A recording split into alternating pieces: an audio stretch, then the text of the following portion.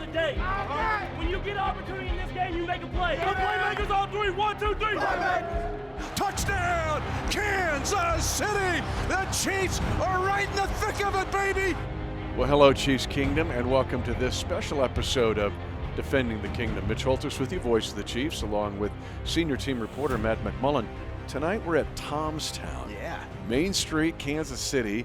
Tomstown with the theme of Boss Tom Pendergast. If you want to Google search Tom and read the books, you'll find out a fascinating figure, but this is kind of fun. Little taste of Kansas City. Yeah, this is awesome. So the Crossroads is my favorite part of town, I think. I love coming down here and just walking around, and this is one of those like gyms in the Crossroads.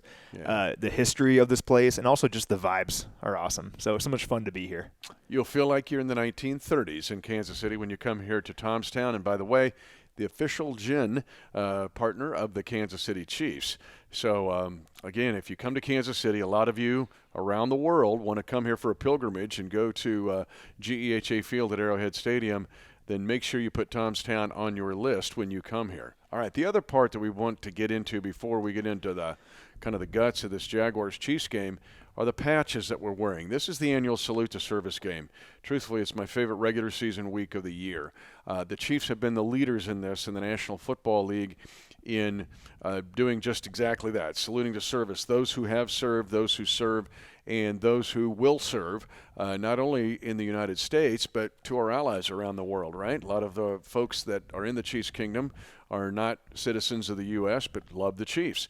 But this patch is very interesting this year. It's the 50th anniversary of Operation Linebacker 1 and 2. It was the 1972 air mission in North Vietnam where Derek Thomas, the great Kansas City Chiefs icon and Pro Football Hall of Famer, his father, Captain Robert Thomas, actually volunteered for the mission. He was co-piloting a 52 Super Fortress, and it was knocked down with 2 surface-to-air missiles, and he lost his life. But this patch commemorates so many things involved with Operation Linebacker 1 and 2, and the lives of both Derek Thomas and his father, Captain Robert Thomas. Yeah, it's so cool. And every year for Salute to Service Month, we have a different patch that the guys wear on their warm-ups that we get to wear on our hoodies and everything, and it honors something. And this year, with it being about DT and his dad, it's just so much even more special, I think. But we obviously love football. Everyone in Chiefs Kingdom loves football, and that's what we're all here to talk about. But without our men and women in the line of duty who put their lives on the line every single day for us, we wouldn't get to do any of this. And they defend our freedoms every single day. They defend people that they will never meet every single day, and they do it because it's the right thing to do. So we thank everyone in our armed forces, and we're honoring you with this podcast and all month long with patches like this and all of our gear. Yep, it's awesome. The camouflage part of the patch, Charcoal 1, was the B-52 Super Fortress that Captain Thomas was flying that day. So that's the colors on the patch. We do so many awesome things. I remember 2018, we have so many European Kingdom defenders that watch and listen to us on Defending the Kingdom. It was the 100th anniversary of the end of World War I, and the Chiefs were actually playing the Cardinals on that day.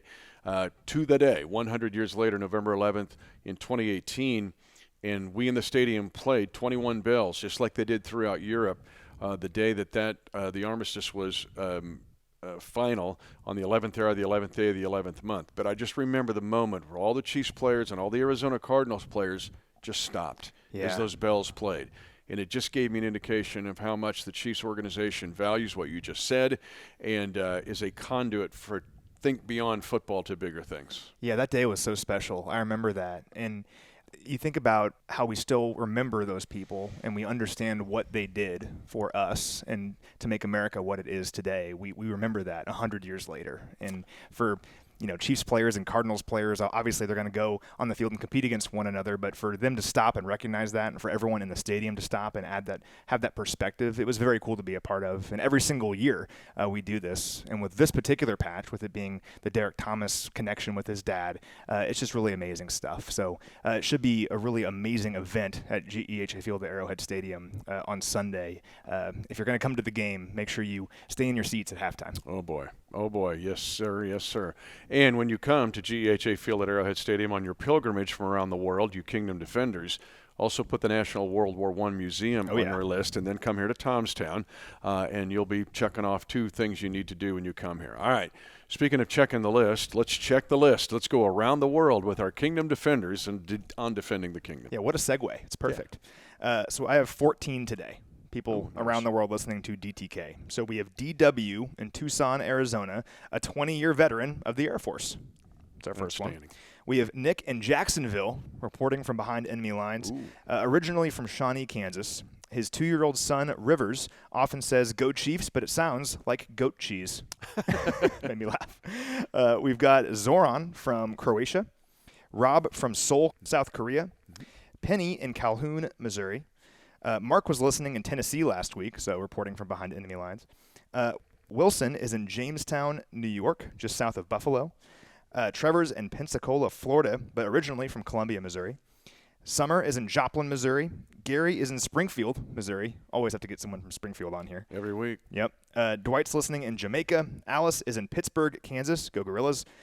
Jordy is in Waterloo, Iowa. And remember the listener that I met at the zoo a little while ago? Didn't get his name, though. Well, I followed up with him. His name is Benny. So shout out to Benny. I met him at the zoo. All right. Here come the Jaguars. And just like I think this also goes in line with our salute to service this weekend, because the women and men who serve, not just in the United States Armed Forces, but with our allies around the world, have to be ready. They just prepare every day for readiness. And so our theme with this Jaguars game, and Matt, you and I were talking earlier today, is to be ready. Yep. Because you and I both agree, as we started to do the deep dive into this Jacksonville team, we both had the same impression. You better appreciate and respect this opponent and be ready, or you could pay the price. If you do not watch the Jaguars often, you might look at their record and the recent history and assume that they are not very good and that the Chiefs should roll in this game. Those notions about them, if you do not watch them often, are most likely misguided. Because when we dug into this team, I think you and I were both surprised with what we saw.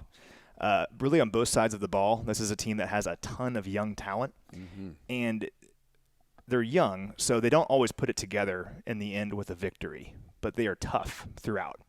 They have, 6 losses this season? All of them by 1 score. This isn't a team that's been rolled over a whole bunch of times and they get blown out. No, they're in almost every game until the end. They're some of the fastest starters in the NFL. Their splits in terms of quarters are really interesting.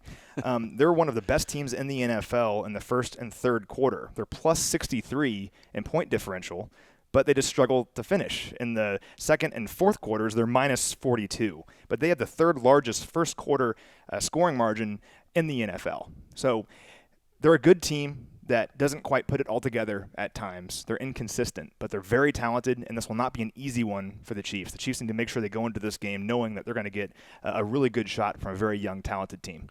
And, Matt, I'm going to get into this just a little bit. There could be a slip and surge in the AFC South. With Tennessee, the injuries to Ryan Tannehill, we'll see how that goes. But this is a Jaguars team that could get hot. And if the Titans slip, this could be the team to surge. And there's some thought even coming out of Jacksonville. Smoot, I know, mentioned it. Hey, if we get hot, we could be a playoff team. So Jacksonville's sensing that. But let me just say this about Patrick Mahomes first. I saw this afternoon just before we went on. Patrick Mahomes has won 23 straight games in November and December. This is ridiculous. It is an all-time NFL record. 43 straight starts in November and December since 2019 by Patrick Mahomes. No one in the league has done that. Yeah. And so that's one thing to help you get ready, is just put 15 on the field. So the late Therese Paylor, of course, with the Casey Star and Yahoo Sports, one of the best sports writers of all time, in my opinion. I shadowed him when I was in 8th grade, and he was covering the KC Brigade for the KC Star way back in the day, and he was always just the kindest, most amazing guy. May he rest in peace. But one thing he used to always say about Patrick Mahomes in games like what we saw on Sunday is that that's an over-my-dead-body game for Patrick Mahomes. And under no circumstances is he going to lose this game. Yeah, nothing has gone right. Yeah, the offense has punted like 7 consecutive times. Patrick Mahomes doesn't care. If there's time on the clock, he's going to try to find a way. And that's what we saw on that scoring drive that tied the game for the Chiefs. 3rd and 17, he scrambles for 20 yards.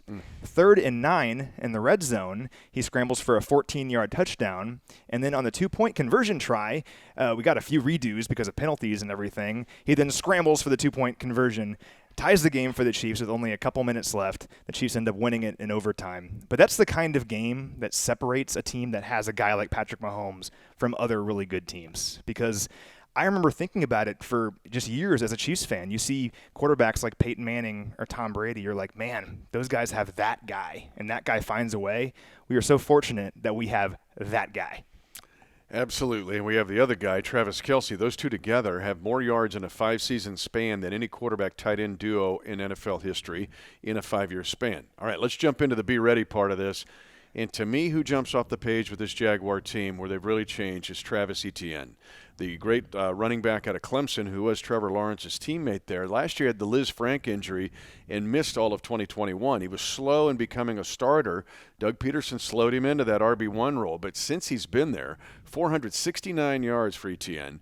That is a Jaguar record in that span of since becoming a starter since week 4. To me, he's the game changer. We'll talk about Trevor Lawrence here in a second, but Etienne makes this team way different than they've been in the last year and a half. He's another example of a guy that when we kind of dug into the Jags, it's like, I didn't realize Travis Etienne was having such a great season. Like, I know he's a first-round pick. I know that he missed last year, and this is basically his rookie season. I know he's a good player, but when you see what he's been doing lately, it's like, oh, man, like he's really coming on strong. I mean, 854 yards from scrimmage this season, and he's dynamic. 680 of those are rushing, 174 of those are receiving. That total is 11th best in the NFL, and he's accounted for 25% of the Jaguars' offense this year in terms of scrimmage yards. Consider that he didn't really play a whole lot early on this season. That's really impressive. He has 5 straight games with at least 100 yards from scrimmage, and in that span, he's 3rd in the NFL in scrimmage yards behind only Tyreek Hill and Alvin Kamara. So that gets your attention, right? He's in that category right now of player, and for the Chiefs, this is the guy they have to make sure they contain in this game, because I'm assuming the Jags, that for them coming into this, they're thinking they're going to feed Etienne over and over again, both on the ground and through the air. That's the number one priority for the Chiefs, is containing this guy on this Jags offense. He also provides a big play threat for them. I know you're going to get into the 20-plus plays. It's really interesting how many they have and their red zone trips, so their offensive productivity will surprise you. But Etienne has 6 runs of 20 yards or more. Keep in mind, he didn't really become the RB1 until week 4. He has 6 runs of 20 yards or more. That's 3rd in the NFL. Number 1 is Nick Chubb of Cleveland. Number 2 is Derrick Henry of Tennessee. Number 3 is Travis Etienne of the Jacksonville Jaguars. They have 12 20-plus runs. That's second only to Cleveland. So the Chiefs have to be ready and account for that big time, or it could be an interesting day. Yeah, they definitely do. And you alluded to it, like how a lot of their offensive numbers are really good. This is something else that jumped off the page to me. They have the most first downs in the NFL. The Jacksonville Jaguars have the most first downs in the NFL. You would never guess that, but they do. They have 203 first downs. It's most in the league. They have 121 plays of 10 or more yards this year. That's tied with the Chiefs for the 3rd most in the AFC. And they have the most red zone drives in the NFL with 34. They're actually tied with the Chiefs on that one as well. What's the difference? Why are they only scoring 22.2 points per game? There's a couple of reasons, but red zone is part of that. So they're in the red zone a lot, right? But they're only scoring touchdowns at a 53% clip. That's 21st in the NFL. By contrast, the Chiefs are at 74%, which is 2nd in the NFL behind only Tennessee.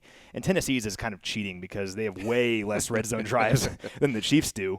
But Kansas City's converting red zone trips into touchdowns traditionally. Didn't really do it against Tennessee, but over the course of the season, they are. The Jaguars really are not.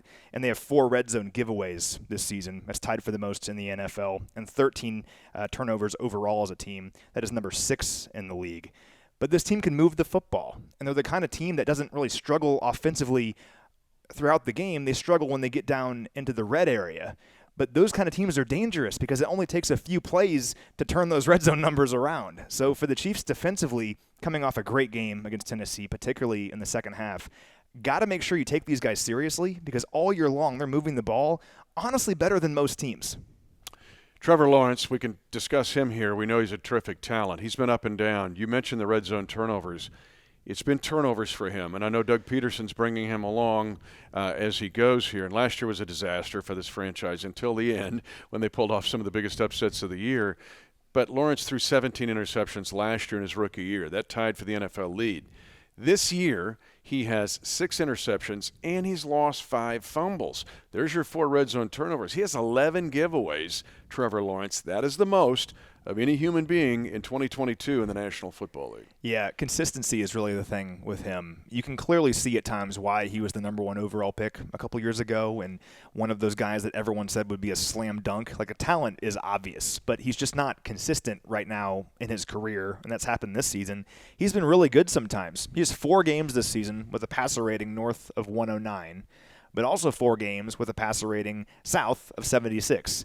Now, passer rating is a flawed stat, but you get the idea. Like, he's struggled mightily sometimes and then been really good other times. With him, when he's really good, it's when he's getting rid of the football quickly. When he holds on to the ball, that's where he struggles. At 2.5 seconds is kind of like that benchmark. When he holds on to the football for longer than 2.5 seconds, he's completing just 50% of his passes, only 4 touchdowns, 4 interceptions. But when he gets rid of the ball before then, and faster than 2.5 seconds, he's completing 75% of his passes for 7 touchdowns and 2 interceptions. He really struggles under pressure. That kind of factors into this as well. If you look at Pro Football Focus grades, which I know sometimes we don't know how we feel about those, but in this case, it kind of makes sense. There's been 26 quarterbacks this season that have dropped back at least 200 times. They grade him as the worst in the NFL among those when under pressure. So I think defensively for the Chiefs, the 2 most important things, got to make sure you cover his first read when he's throwing the football. Don't let him get the ball out quickly and have that offense be in rhythm. And if that first read is covered, create pressure on him. And odds are this season he'll throw the football your way. He'll make a mistake. He's still going to make some great plays in this game. Trevor Lawrence is Trevor Lawrence. But that consistency has been a problem so far this year. And if you can get pressure on him, that's where he really struggles. Again, we're at Tomstown on Main Street in Kansas City in the Crossroads area, but a historic place. You can dive right into the 1920s and 1930s when you visit Kansas City and come to Tomstown, again, the official gin partner of the Kansas City Chiefs. Defensively, let's touch on this before we close the show out. And they've got some dudes here now. I mean, Travon Walker goes off the board first in the 2022 draft, and not long after that, Devin Lloyd came. These are 2 dynamic linebackers. They remind me a little bit of the Tampa Bay linebackers that were playing at that level in Super Bowl 55 against the Chiefs when you think of a Devin White. Yeah, guys that have great size but also incredible speed. Like, they shouldn't be that fast for as big as they are. They got some playmakers on defense, and overall, I mean, this is the number 11 scoring defense in the NFL. They're allowing 19.8 points per game. It's pretty good. They've held opponents under 24 points in 6 of their last 8 games. They're middle of the pack in a lot of categories, but they have struggled with the big play at times this year. They've allowed 124 plays of double-digit yardage. That's 5th most in the NFL.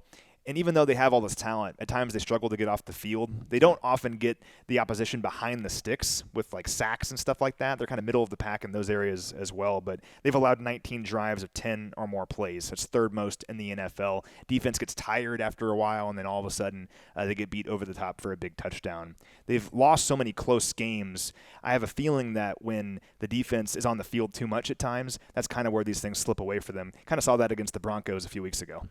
Last week we saw one of the more underrated defenders in the National Football League in Simmons with the Tennessee Titans. Josh Allen, the other Josh Allen of the NFL that plays for these guys. You mentioned pressures. They haven't had a bunch of those, but Josh Allen does. He's got 31 pressures. He's got 94% of the Jaguar pressures, but you have to account for Josh Allen or you could have a long day. Yeah, 12 quarterback hits for Josh Allen as well. I mean, he's a monster.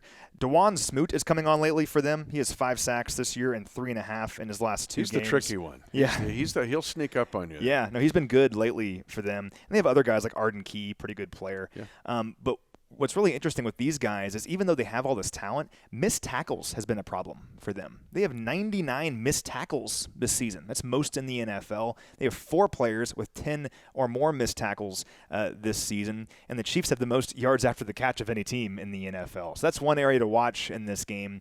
If the Jags are missing some tackles at times when the Chiefs are on offense, and the Chiefs can turn a 5-yard gain into a 15-yard gain, that's where the Jags have lost games defensively, and frankly, that's where the Chiefs have won a bunch of games this season.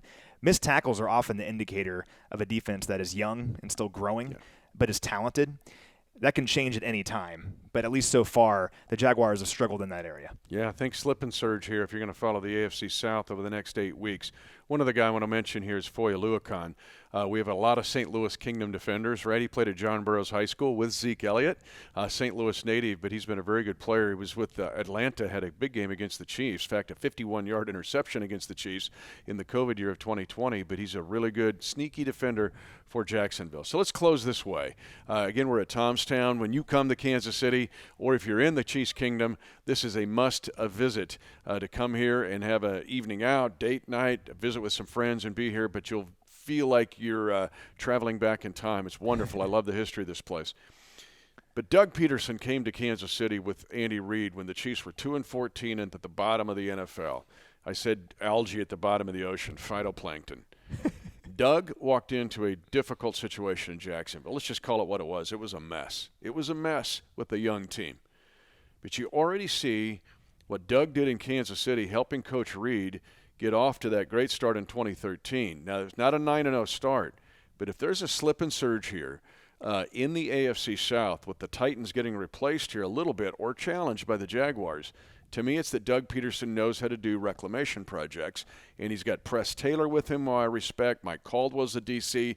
This is an organization to keep an eye on, and it's mainly because Doug Peterson is there, and he's got some young talent. Yeah, sports, and football in particular, are so contingent on culture. Culture is so important for any team sport.